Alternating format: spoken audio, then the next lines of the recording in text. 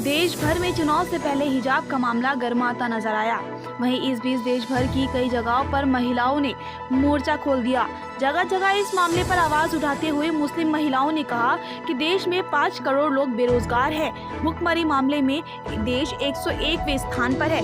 शिक्षा, स्वास्थ्य, महंगाई जैसे कई सारे मुद्दे हैं, लेकिन देश में चुनाव से पहले इन मुद्दों की वजह मुस्लिम महिलाओं के पहनावे को लेकर एक बड़ा बवाल काटा जा रहा है। संविधान के आर्टिकल 15 और आर्टिकल 21 के तहत भारत के हर नागरिक को अपना धर्म, अपनी संस्कृति को बनाए रखने का अधिकार मिला है। ऐसे में इस तरीके से मुस्लिम महिलाओं के पहनावे को लेकर करना हंगामा संविधान को ठेस पहुंचाता है। हिजाब का यह मामला राजधानी देहरादून से भी दूर नहीं रहा। राजधानी देहरादून के ऊंचे ओहदे पर काम करने वाले मुस्लिम महिलाओं ने इनके खिलाफ आंदोलन छेड़ दिया है। वहीं आपको बता दें कि देहरादून की सीनियर अधिवक्ता और उत्तराखंड क्रांति दल के वरिष्ठ नेता लताफत हुसैन ने नेतृत्व में रैली निकाली और जिलाधिकारी माध्यम से राज्यपाल को ज्ञापन सौंपा और इस मामले को संज्ञान में लेते हुए मुस्लिम महिलाओं की सुरक्षा की अपील भी की। या कुछ भी बात बोलते हैं कि क्या बोलते हैं, मुस्लिम और तमाम धर्मों को एक साथ जगह दी जा रही है। लेकिन आज इससे पहले भी जो है बुली ऐप का मामला आपने सुना होगा, तो मुस्लिम महिलाओं को टारगेट किया जा रहा था, है ना, उनकी छवि को ख़राब करने की कोशिश की जा रही थी और कई भद्दे तरीके के कमेंट भी आए थे। लेकिन उस पर कोई भी प्रतिक्रिया भारतीय जनता पार्टी के किसी भी नेता ने नहीं दिया। लेकिन आज हिजाब के ऊपर इतना हंगामा हो रहा है। चुनाव से पहले किस तरह से देख रहे हैं? चुनाव से पहले जो हुआ, बिल्कुल आपने अभी बुल्ली या सुल्ली की बात कही, उसमें जब मुस्लिम महिलाओं के लिए भद्दे भद्दे कमेंट्स नहीं कहे गए बल्कि उनको खरीद और फरोख्त की बात कही गई, तब मोदी जी ने अपना मुंह सिल दिया था। जब 3 तलाक की बात चल रही थी तो मोदी जी बड़ा चिल्ला के और बहुत सारे सो कॉल्ड नेता ये कहते थे कि आप ये कहते थे कि भाई हम मुस्लिम महिलाओं के पक्ष में और सारी मुस्लिम महिलाएं मेरे साथ हैं। तो आज उनका प्रेम कहाँ चले गया? कितने टिकट दिए मुस्लिम महिलाओं को, कितने टिकट दे के यूपी में, उत्तराखंड में, गोवा में, तमाम जगह पे जहाँ भी वो हो रहे हैं इलेक्शन, आपने कितनी मुस्लिम महिलाओं को विधानसभाओं में भेजने का काम कर रहे हैं। झूठ बोलते हैं ये लोग कि मुस्लिम महिलाओं के फेवर में ये मुस्लिम महिलाओं का दोहन करते हैं और 3 तलाक के नाम पे कि हमने उनका भला कर दिया, एम्पावरमेंट की बात कर दी है। हमारा एम्पावरमेंट नहीं किया उसने, हमारे मुस्लिम भाइयों को बदनाम करने की कोशिश की 3 तलाक के नाम पे।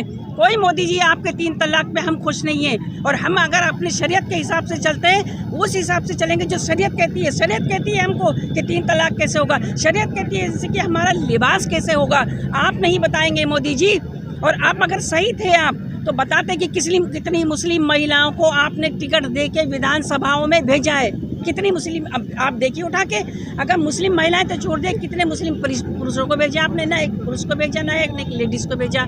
तो आप हमारा दोहन कर रहे हैं, इस देश के अंदर हमें इस्तेमाल किया जा रहा है। और अब तमाम मुस्लिम महिलाएं, तमाम मुस्लिम पुरुष, यानी इस देश का मुस्लिम जाग चुका है। हमें पता है कि हमें क्या करना है, हमें इस देश की रक्षा और अपने आप को बचाना है। हम अपने संविधान के अकॉर्डिंग चलेंगे और संविधान को हम फॉलो करते चले जाएंगे। बीजेपी ने चुनाव से कि समान सिविल कोड की बात पहले पुष्कर धामी जी हमें बता दें कि समान सिविल कोड होता क्या है। आप, ये विविधताओं का देश है, भारतवर्ष विविधताओं का देश है। आप किस किस को कल तुम कहोगे कि सिख भाई अपनी पगड़ी उतारें? आज मुस्लिम महिलाओं को कहते हैं कि अपना दुपट्टा उतार दें। आप किस किस का क्या उतरवाओगे? तो ये सरकारें सिर्फ लोगों के दुपट्टे उतराने पे लगी है, पगड़ी उतराने पे लगी है। और ऐसी अभी आएगा 10 तारीख को रिजल्ट, उसमें इनको सबक मिलेगा।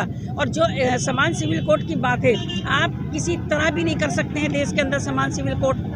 कौन सा, क्या आप संविधान, सारे संविधान को बदलोगे? मुख्यमंत्री तीरथ सिंह रावत ने जब वो थे उस टाइम पे तो उन्होंने फटी जीन्स को लेकर बयान दिया था। और अब देखिए, जब आप चाहते हो तो आप किसी की जीन्स पे टीका टिप्पणी कर देते हो, किसी के कपड़ों पर टीका टिप्पणी कर देते हो। अरे तुम किस तरह के जाहिल लोग हो। फतवा हो या कोई भी विवाद हो तो सिर्फ महिलाओं को ही जो है टारगेट किया जाता है, किस तरह से देख रहे हैं? देखिए, देश की महिला चाहे वो किसी की मज़हब की हो, वो देश का सम्मान है। सवाल फतवे का नहीं है, सवाल संविधान का भी नहीं है और सवाल शरीयत के कानून का भी नहीं। सब अपनी अपनी जगह पर आधारित है, सबका सम्मान है। बिना संविधान के देश नहीं चल सकता। शरीयत से हम बाहर नहीं जा सकते, और शरीयत और संविधान के विरुद्ध जाकर कोई भी हो, किसी भी स्तर का व्यक्ति हो, सरकार में बैठा हो, सरकार से बाहर हो, अगर वो सम्मान महिलाओं का नहीं करता तो उसे इस देश में, मेरा मानना यह है कि रहने का उसे कोई अधिकार नहीं। 3 तलाक को लेकर एक तरफ तो बीजेपी ये कह रही थी कि मुस्लिम बहनें, मुस्लिम बहनें, मुस्लिम बहनें, अब हिजाब को लेकर इतनी ज़्यादा बवाल हो रहा है पूरे देश भर में। अब क्या लगता है कि अब कहाँ है उनका मुस्लिम प्रेम जो दिखा रहे थे? देखिए, 3 तलाक का मामला हो या हिजाब का मामला हो या लव जिहाद का मामला हो या एक और नहीं जिहाद, भू जिहाद की बात उठाई है, भू जिहाद का मामला हो। सवाल आपसे ये है कि एक तरफ तो भारतीय जनता पार्टी 3 तलाक दायरे में अगर हमारी लड़की जा रही है तो उनको ये प्रॉब्लम है, कभी लव जिहाद के मामले में, कभी राम नाम के नाम पे, कभी राम मंदिर के नाम।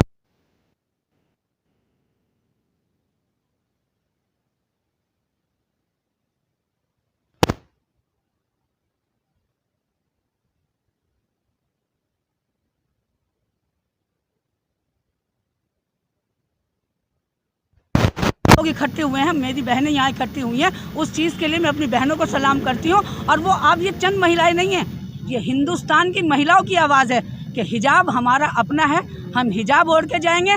और अब यूनिवर्सिटी के अंदर अगर हमारी लड़कियाँ जा रही हैं, उनको अगर कोई भी परेशानी आती है तो उस चीज़ के लिए जो जहाँ की सरकार होगी वो जिम्मेदार होगी, हम चुप नहीं बैठे। एक लड़की को परेशान किया जाता है हिजाब तो क्या बोलना चाहिए? नहीं तो ये परेशान करने वाली बात यही तो है ना कि वो हम लोगों को दबाया जा रहा है। लेकिन अगर मेरे यहाँ की बेटी, मेरे यहाँ की मेरी बच्ची, मेरी बहन अगर वो उस चीज़ का मुकाबला करते हैं, और उसके लिए हमारे यहाँ पे ये नहीं है कि एक मुसलमान ही उस बच्ची का सपोर्ट कर रहे हैं, हमारे हिंदू भाई भी, सिख भाई भी इस चीज़ के लिए तैयार हुए हैं। धर्म के ऊपर क्यों राजनीति करते हैं? क्या पहनना है, क्या होना है? देखिए, ये तो उस पार्टी का, उस सत्ताधारी का एक माहौल बन चुका है। उनको सत्ता में अगर आना है तो वो ऐसे ऐसे माहौल ख़राब करेंगी, तो वो हिंदुस्तान को बिगाड़ने का काम उनकी मंशा शुरू से रही है। वो हिंदुस्तान को अगर ये चाहें कि हम बर्बाद करेंगे, उसके टुकड़े करना चाहेंगे, तो इंशाल्लाह मुसलमान की महिलाएं, मैं इस मंच के माध्यम से ये कहना चाहती हूँ कि मुसलमान की महिलाएं अपने हिंदुस्तान को बचाने के लिए अगर अपना खून भी बहाएं तो उस चीज़ के लिए हम तैयार हैं। देखिएगा, वो जो लड़की ने जो हम हिजाब पहनते हैं, आप क्या हमारे नंगे सिर देखना चाहते हो? क्या हमारे सिरों से दुपट्टा निकालना चाहते हो? अगर कोई हमारा भाई हमारे सिर से दुपट्टा खींच लेता है तो आप कहते हैं कि यहाँ पे लोगों, महिलाओं के साथ अत्याचार हो रहा है। महिलाएं सिर पे दुपट्टा ओढ़ेंगी तो आप कहेंगे क्यों ओढ़ रही है? तो ये कैसा देश का कानून जो ये लोग अपने हाथ में लेने की कोशिश कर रहे हैं।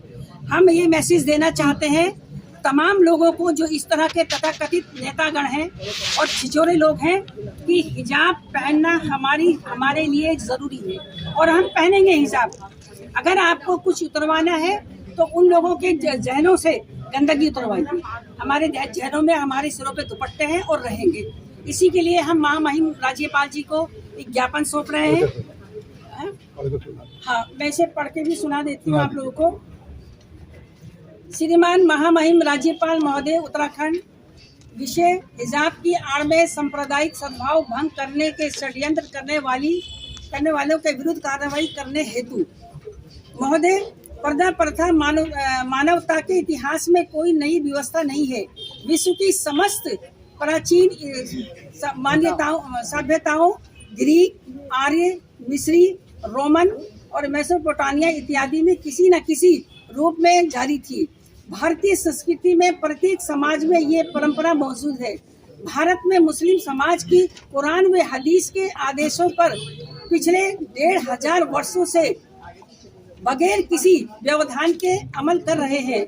देश के हर कोने में मुस्लिम छात्राएं अपनी इच्छा एवं विवेक से इस आदेश पर अमल करती आ रही है, परंतु जिस प्रकार कर्नाटका में इस मामले की तुमको उछाला गया है तथा सांप्रदायिक विद्वेष फैलाया गया है तथा छात्राओं को उत्पीड़न किया जा रहा है, ये देश की अखंडता, एकता के विरुद्ध खतरनाक तथा देश की छवि अंतर्राष्ट्रीय स्तर पर कलंकित करने वाली है। अतः महोदय से अनुरोध है कि प्रदेश में इस प्रकार की नकारात्मक मुहिम को चलाने की अनुमति न दी जाए तथा प्रत्येक स्तर पर ड्रेस कोड बनाते समय प्रत्येक मान्यता के सिद्धांतों का समावेश किया जाए। देश की अखंडता एवं सामाजिक समरसता के लिए ये आवश्यक है। धन्यवाद। ये मैं ज्ञापन दे रही हूँ। आगे